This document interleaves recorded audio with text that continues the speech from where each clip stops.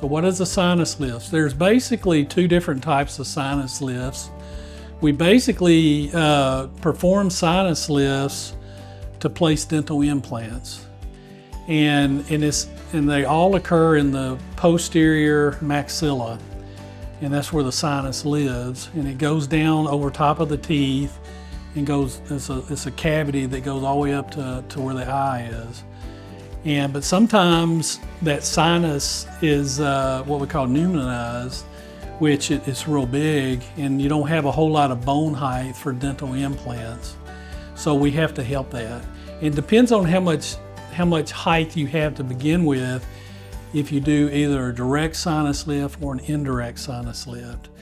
And as a ballpark figure, if to do an indirect sinus lift, you want 5 or 6 millimeters of bone, because when you put the implant in, you want stability.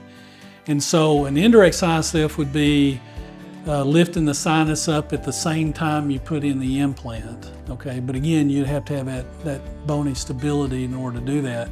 If you don't have enough bone height, like if you got 2 or 3 millimeters or 1 millimeter bone height, then you have to go in from the side of the sinus and make a little window and lift the membrane up and then put bone in there at that time. Typically you cannot put dental implants in at the same time.